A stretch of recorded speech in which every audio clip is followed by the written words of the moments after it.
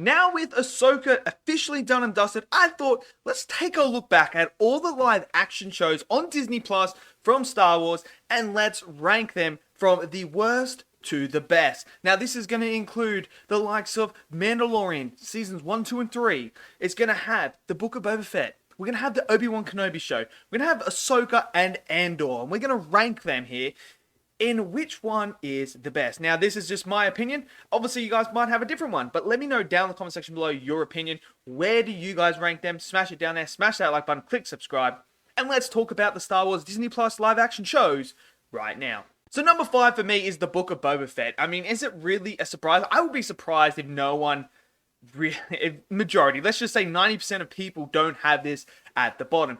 I feel like the Book of Boba Fett had a really cool premise. We all wanted to know a bit more about Boba Fett. Obviously, he's this mysterious character from the original trilogy that was just an absolute badass for some unknown reason, probably because of the mystery background. Now, when you have a character that relies on that sort of background, you then need to treat it with some form of respect and really dive into the legend that makes him that feared, mysterious character. But what they did with the Book of Boba Fett, to me, is they took away that mysterious element, that legend status of Boba Fett that we knew as this insane bounty hunter that would be, striking fear into the likes of Han Solo. Well, that all went out the window in this one. It just completely went out the window with this whole entire show. And what they did, I think, really bad was they didn't focus the show on Boba Fett.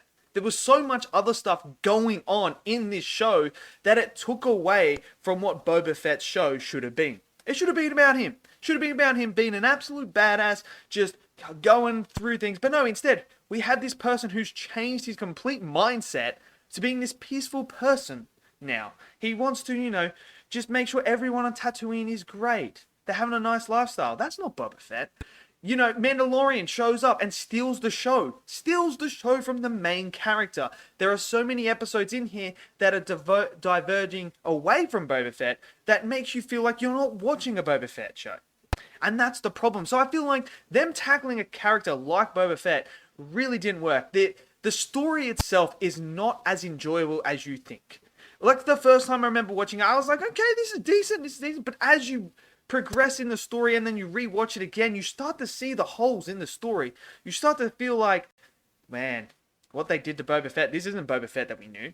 And I feel like they just didn't take the legendary status that he was and expand upon that, created that, show us why is this guy feared by everyone? Why does everyone want to hire this guy to do the job?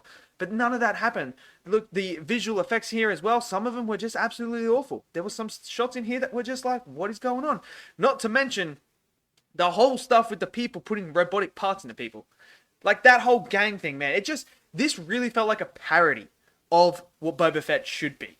And that's why I have it down here in the bottom in number 5, is because I think this is by far the weakest one when it comes to the Disney Plus live action Star Wars show. So for me, number 5 is the Book of Boba Fett. Number 4 is Ahsoka. Now, look, this may be a surprise. I know some people think this is absolutely the bee's knees of Star Wars. This is the greatest thing since sliced bread. This is saving Star Wars. For me, it's doing the complete and utter opposite. I feel like, look, there is one episode in here that I absolutely loved and I thought was fantastic. But outside of that episode, there are so many logic holes. There are so many plot holes. There are so many things wrong writing-wise when it comes to the Ahsoka show. And the main problem I have with the Ahsoka show is, it's just a setup show. Like, what is the actual point of this show? There is no point. We have plot points that haven't even been resolved. The whole thing that was circling around this, the most important thing, was the Balin stuff. And you know it's not going to be a great show when your best character by a country mile isn't even the person that is titled Ahsoka. Balin is the greatest thing in this show. He's the best thing that came out of this show. And his whole motivation, his whole sole purpose in this show, we don't know what it is. We have no idea. All we know is something's calling him. That's it.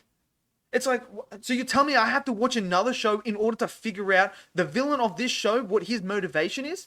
That's not how this show should be. Now, I get it, it's a connected universe, but with what makes shows and connected universes work is when you have a show or a movie and it stands on its own. It tells its own story first. That comes first.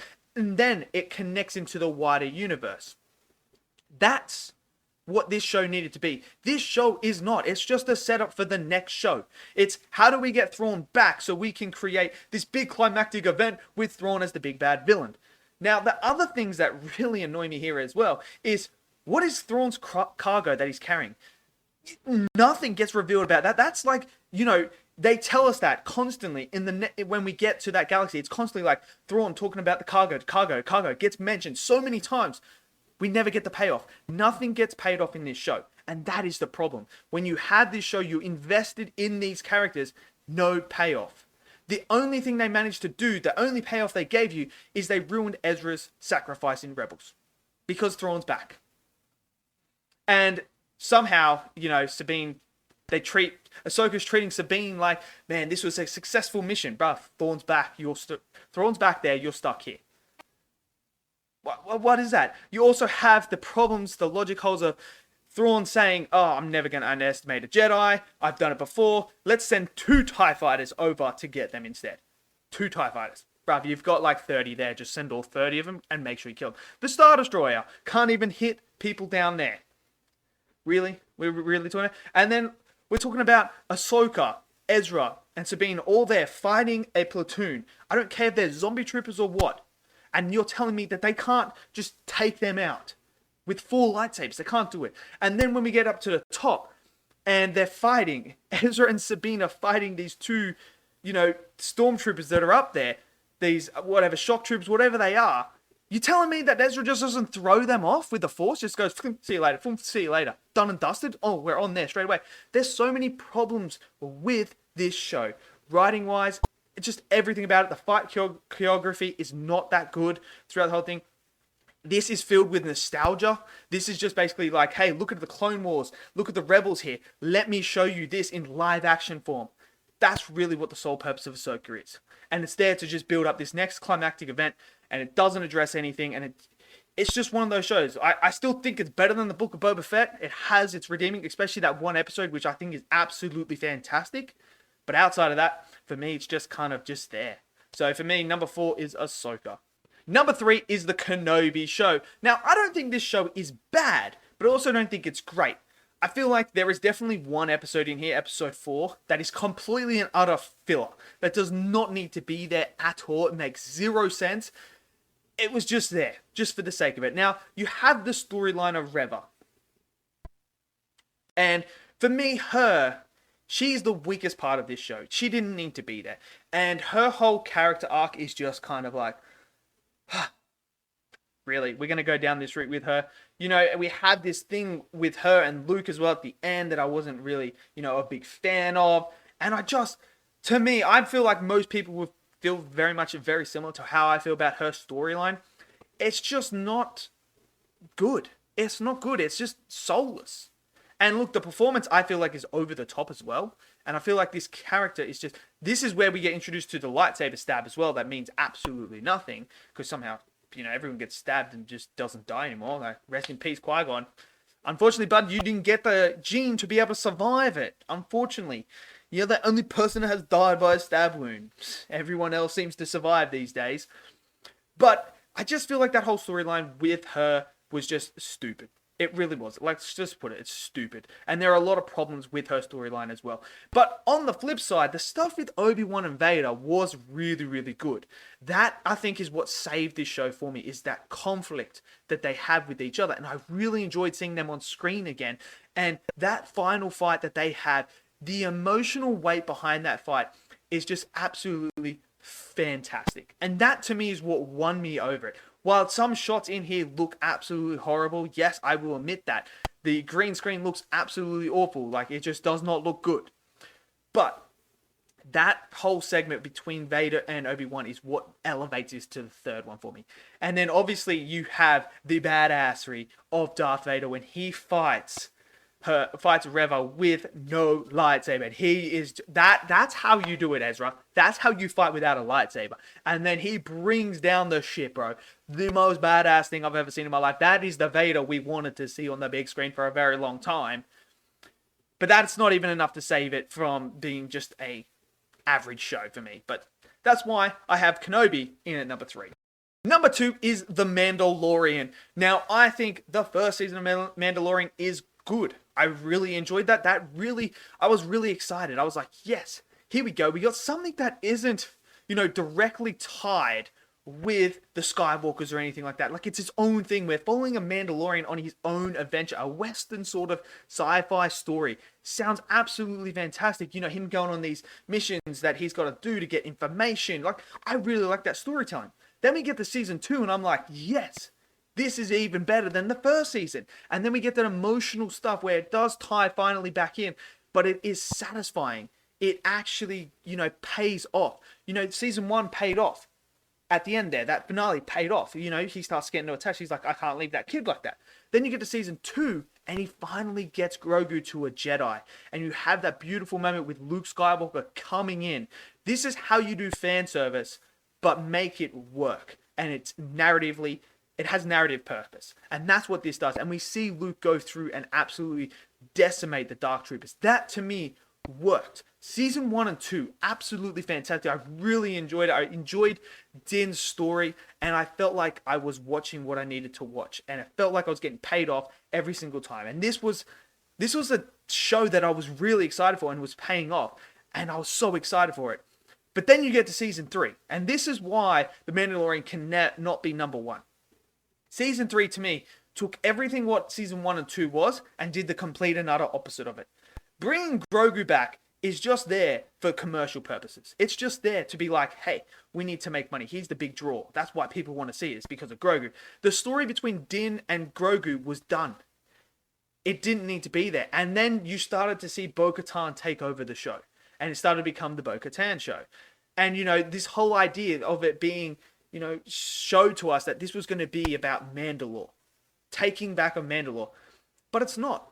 It is not that. It turns into this insanely stupid, wacky crap that makes zero sense. Moff Gideon's back with his little plastic Mandalorian armor, and then obviously he's the one that's making clones of himself to be able to access Force. It just goes into this complete and utter stupid direction that it didn't need to be.